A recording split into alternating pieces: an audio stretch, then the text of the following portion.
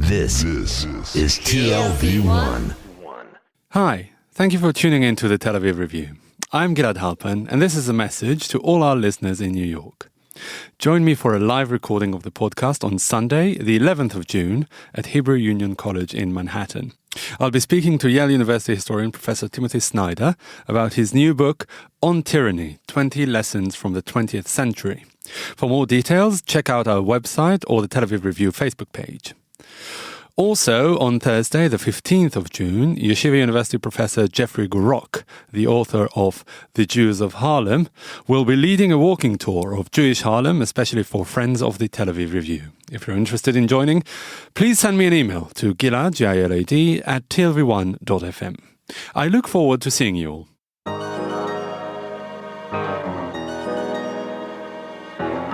The Tel Aviv Review.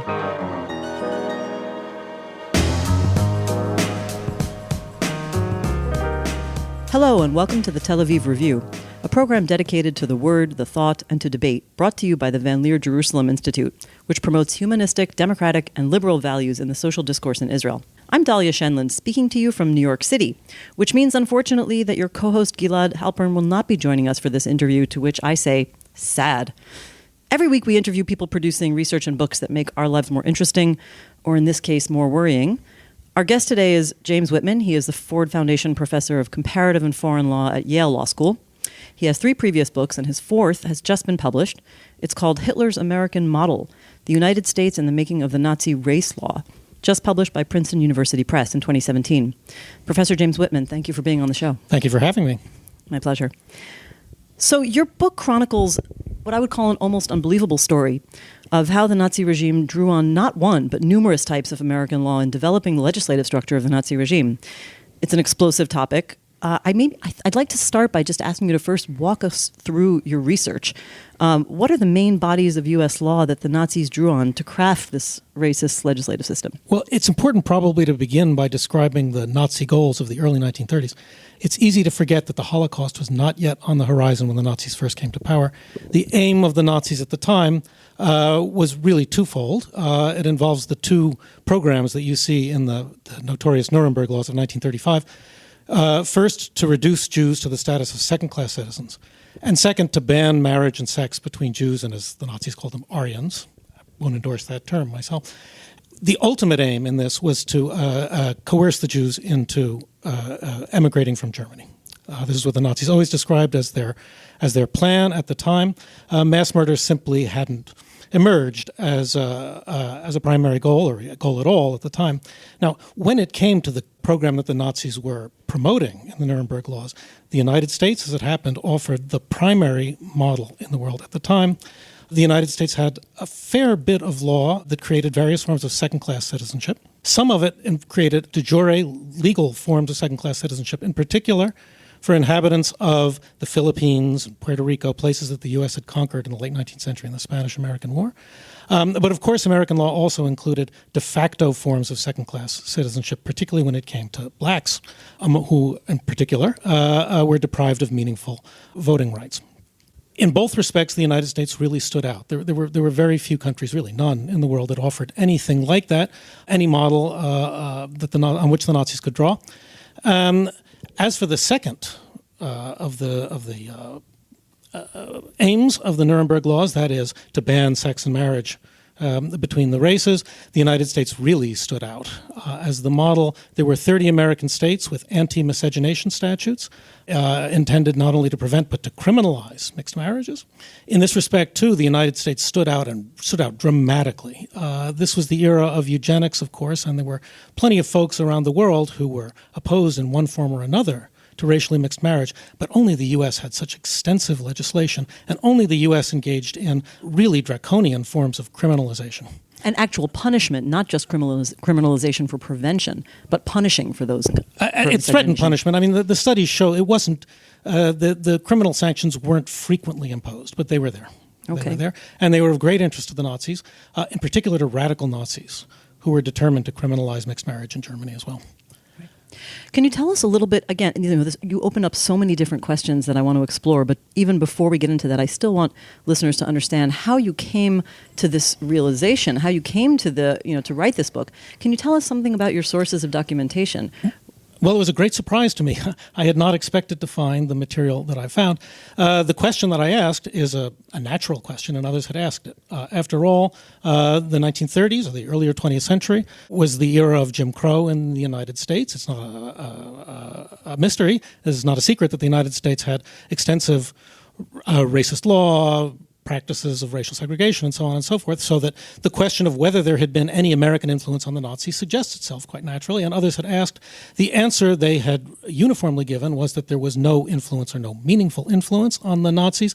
The U.S., scholars always pointed out, didn't persecute Jews, after all.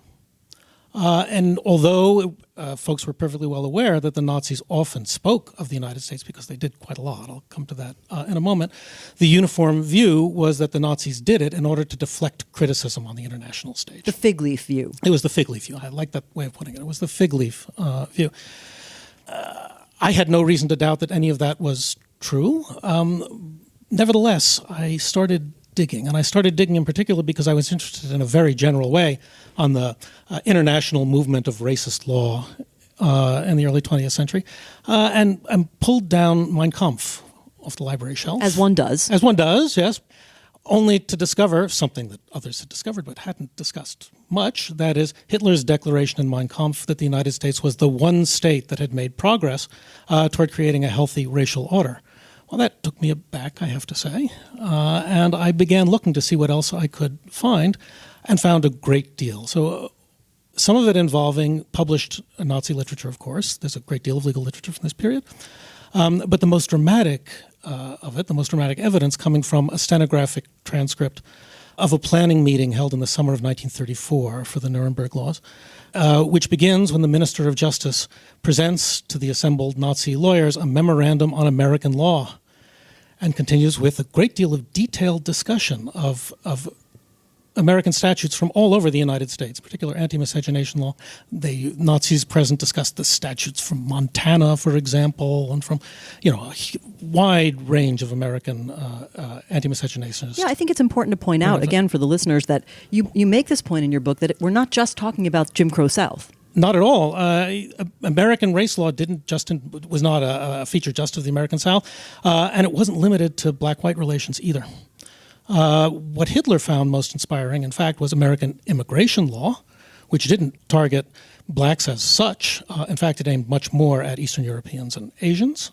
And the anti-miscegenation statutes that the Nazis studied also didn't target only blacks. In particular, they show a great concern with preventing marriage and sex between Caucasians and both Asians and Native Americans. American law was kind of equal opportunity racist law in this period, and it was found all over the country. It's really a negative image of the American perception of itself. That's a nice way of putting it. It's a negative image. It's the other side of the coin. I mean, and we do say that about American history more generally. It resembles, in that sense, I would say, that the mystery of how American liberty vindicated in the Revolution came along with slavery at the same time. Yeah, it looks much the same. Yeah. I mean, this is something that I think that your book is interesting because you learn a lot, not just about the Third Reich, but you can learn a lot about America. I think many people will obviously not know these things about American law. And it raises disturbing questions. I mean, America seems to be rooted in its declared foundation of liberty, democracy, equality. But it's always had this de jure or de facto unequal system, sometimes openly and sometimes more murky. So I guess I have two questions. Is inequality and racial discrimination, these deeply illiberal norms, part of America's DNA? Or is it an anomaly that the Nazis just locked into and leveraged? You ask tough questions, I have to say. That's what I get paid for. That's why I get the big bucks. But I'll do my best to answer it. Well, I, like other scholars, one might cite, for example, Edmund Morgan from Yale's very famous historian of the American Revolution, do see a connection. Although it's a connection that doesn't have to do, in the first instance, with the early 20th century, it has to do with the 18th century and earlier on. The United States was, of course, a pioneer in the creation of a strong egalitarian ethos in the 18th century. But what we must remember is that at that time in the 18th century, it was very difficult to make any kind of a plausible claim that all persons were equal. very difficult to do it without defining some group that didn't count as equal. In particular, bringing up low-status persons in social status was a dramatic challenge to the general understanding of how human society ought to work in the 18th century. And the claim that Morgan makes, and that I would make too, and that others make, is that the price of endorsing, embracing that kind of equality was the creation of a different kind of inequality. Now, I think it's important to say that because here I'm going to refer to other things I've written about the Nazis. We see the same pattern in Nazi Germany. It's important to remember that there was a strong egalitarian drive in Nazi ideology with regard to the persons they deemed to be Germans. How did that manifest itself? Not to get too distracted from your book, but it's interesting. It's not in my book, really. There, in particular, what obsessed the Nazis more than anything else was honor.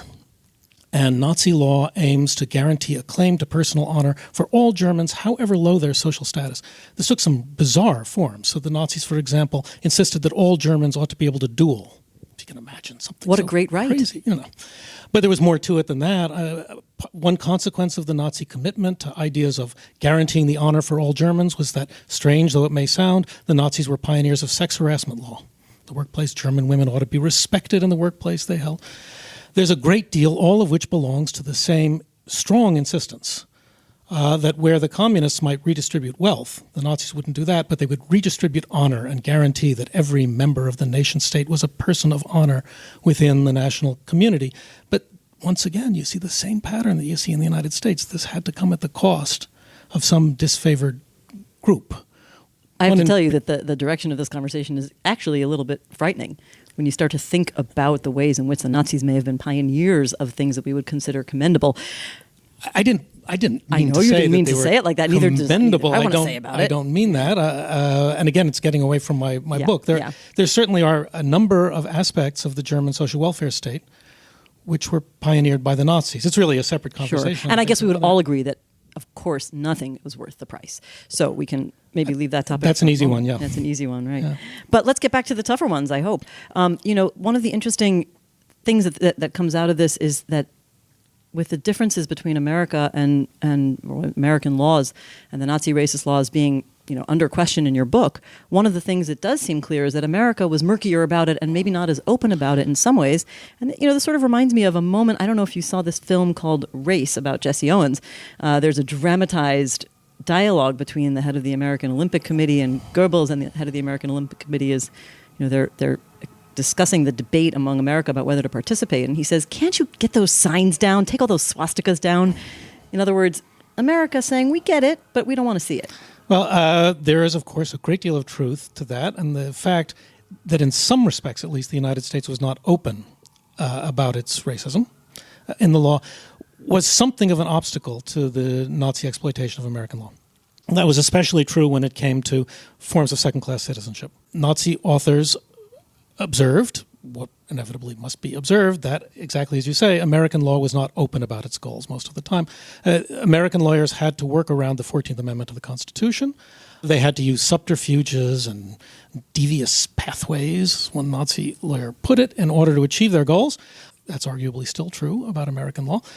The Nazis, for that reason, were not certainly inclined to adopt American law wholesale.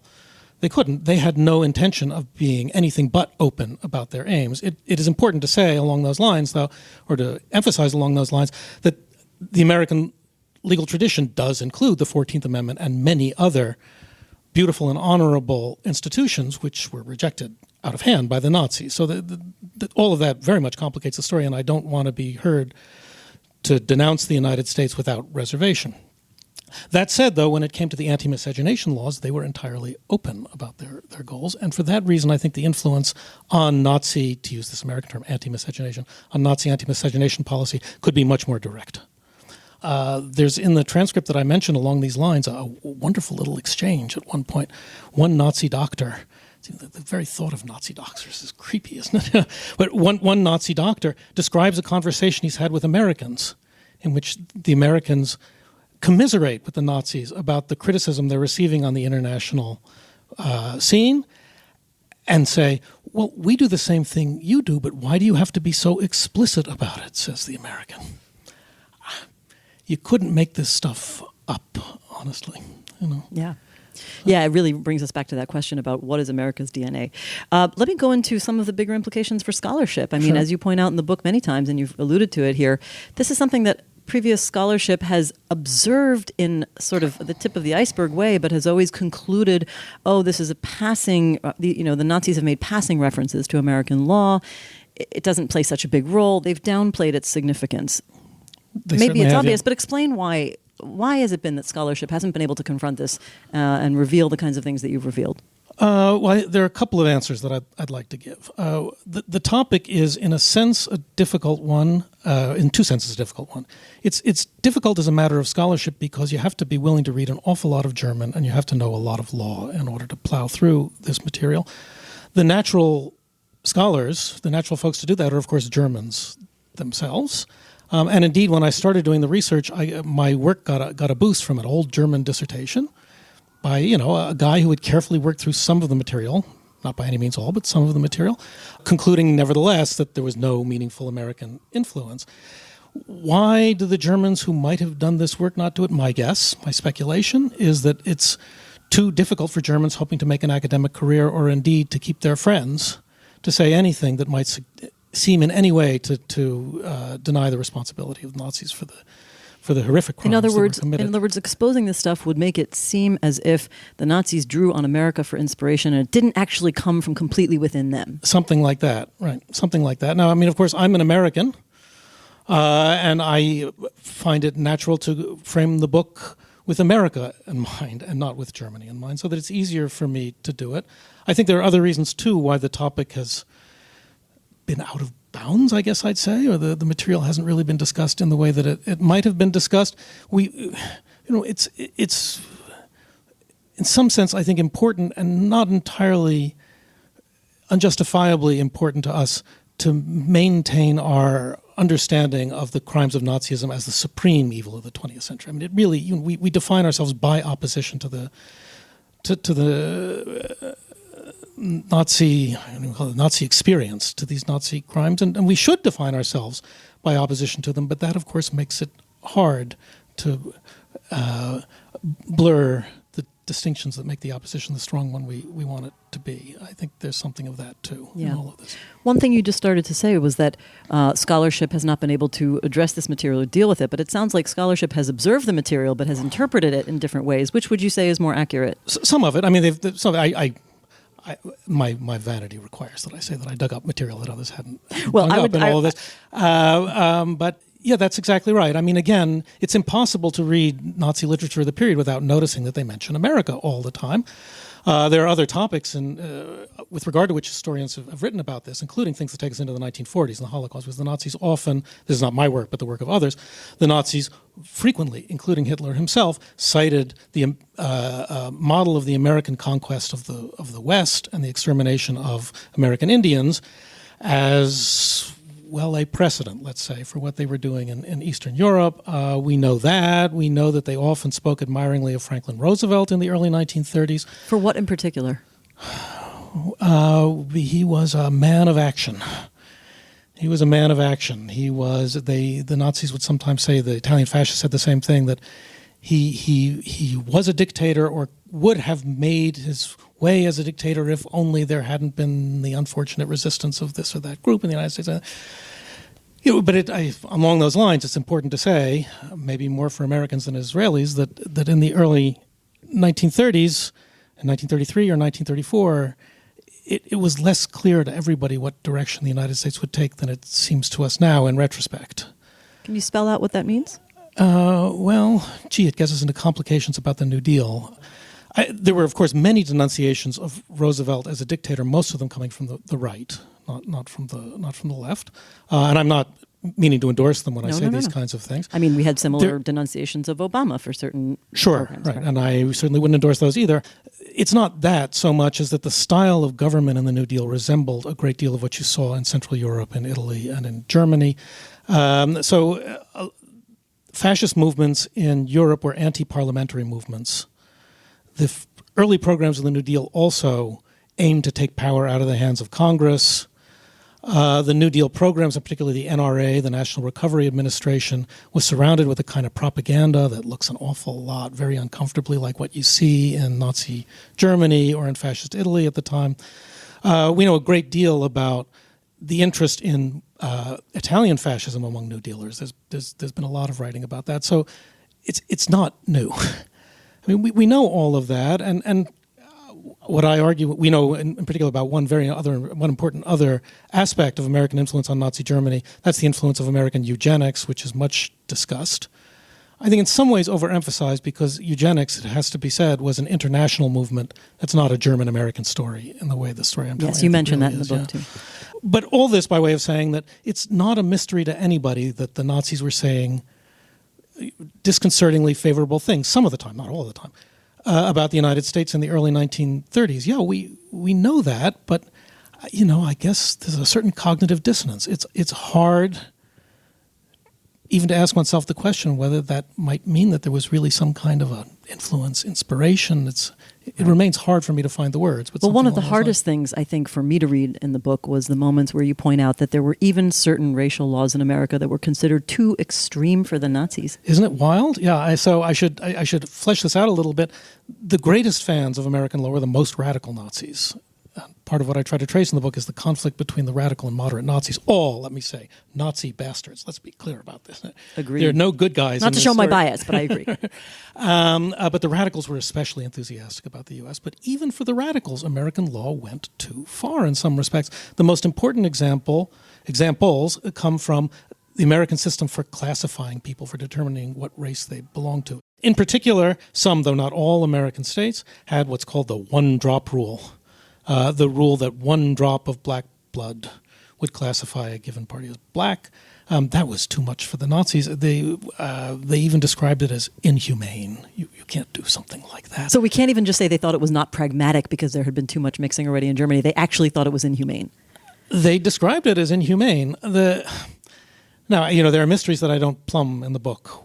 What exactly they thought humaneness required in these circumstances, or why it was that even the most radical Nazi definitions of who counted as a Jew were less radical than the definitions found in any American state under the anti-miscegenation laws. Why that should be is something of a mystery, and it's certainly not something one expects of the Nazis. But the fact of the matter is that they regarded American law as having gone too far. As shocking as that sounds, they were also, I guess you would say, bemused by Jim Crow, by some of the segregation. Bemused in what way? Oh, well, they say Americans have rules like separating the races on the tax rolls. Why would you do that? It was too bureaucratic even for the Nazis. Okay. Again, you raised so many different directions. I'm very curious to find out, how has your book been received in Israel in general? How do you expect it to be received in Israel if it hasn't been actually reviewed yet? I'm not sure I can say. I presented it at Tel Aviv, at the University of Tel Aviv, during the process of the research, and folks were very, very interested. You didn't get pushback of the kind of criticism that we mentioned before, where people might say this is almost deflecting responsibility from the Nazis? Not that I recall, but I haven't gotten much of that kind of pushback. I hope, because it's very clear in the book that I have no desire to deflect responsibility from the Nazis. No, I think you raise it as a critique of, or one of the reasons why scholarship has been cautious on this issue up until now. I think that's right. What can I say? That many questions fly during a seminar, but I don't remember any particular resistance on this topic. But I guess I've got to brace myself for any that may come. Although, the most difficult to accept response that I've gotten hasn't involved a criticism. It's that the book was embraced by Holocaust deniers in the United States. This was tell me about that. I received a repellent email soon after the book was published, saying what? Saying asking me to contribute to their site and saying we've learned what it's like to be disdained by society because of our views. You're going to find out too, and then they send me a review. This is not something. That's not what you had in mind when you wrote the book. Hoping for. Right. Okay. Well, let me get back to Israel for a minute. The Israeli president Reuven Rivlin recently gave a speech on Holocaust Day where he said the Holocaust should not be addressed in the universalist approach. It is a uniquely Jewish event. He very much criticized that universalist approach. But But reading your book, you almost think that small strands of these racial systems and racial law can be found in other countries. I mean, that's what we're looking at here. And I'm also thinking of another book, I'm not sure if you'll agree with this comparison, by Christopher Browning, Ordinary Men, where he talks about how even if the system didn't inevitably create racist killers, that people can turn into that, even if they didn't quite start out that way. Right. Where do you fall out on this universalist versus particularist paradigm? What's the role? Where's the place of your book in that spectrum? I'm not sure I have a developed view on this, and it's worth emphasizing that I don't talk about the Holocaust in the book. That's true. And that the issues would be quite different, I think, if I were talking about the Holocaust. So I'm going to dodge the question, but I hope in a useful way, by law professor sort of way, by saying that it depends on what you mean by Holocaust. I mean, there has been a lot of mass killing. And there's no doubt, Hitler already in 1928 praised the United States for, as he said, gunning down the millions of Redskins to a few 100,000 and confining the rest in cages where they could be observed or something like that. There, in that respect, and similar things were said by Hitler and others in the 40s. And in that respect, there's no doubt that the Nazis, some Nazis at least some of the time, thought that what they were doing had an American forerunner. Whether we now, as historians trying to interpret the Holocaust, ought to take the same view, I mean, it's a tough question. Do I get to say that I think our family lost 11 members or something like that in the Holocaust? It's not, I didn't say that in the book. It's too tough for me, Dahlia. I'm sorry. I don't know quite how to. That's okay. That's an honest answer. Yeah. And it also highlights something that I think is important, where you do distinguish between the systems, the law, certain bureaucratic elements, trends, ways of thinking leading up to the Holocaust itself. And you distinguish between that and the actual act. And maybe there is a distinction. Maybe we all have to be aware that there can be elements of those systems in place in other societies, including Western liberal societies. Doesn't necessarily mean we're accusing everybody of being about to perpetrate a Holocaust, but that they're bad enough on their own. I think I can sign on to that. I mean, again, I'm not tackling the question of why the Holocaust happened. That's fair enough. Which is tough, and there are historians who are really devoted to it. I mean, I guess I may get in trouble if I say this. What I would say about my research is not that it deflects responsibility for the Nazis, because Lord knows it doesn't, but that it makes a little bit easier to understand how some intelligent lawyers could have gone along with the program in the early 1930s. You could not call the program respectable,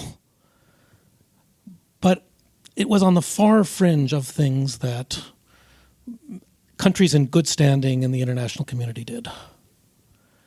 And I think that some of the time when the Nazis expressed, as Hitler did and others did, outrage at how they were being treated, pointing to the example of the United States, I feel no sympathy for them, but I understand why it is they might have said something like that. That said, once again, the lawyers that I'm describing, some of them did end up being involved in the Holocaust. Some of them didn't. It's quite clear. There were individuals who, faced with the difficult situation, actually pulled away from it. So it's not an answer to your question.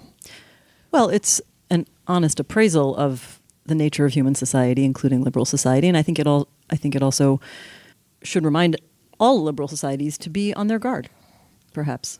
Absolutely, not least the United States at the moment. I mean, yeah. Okay, on that cheerful note, that's Professor James Whitman.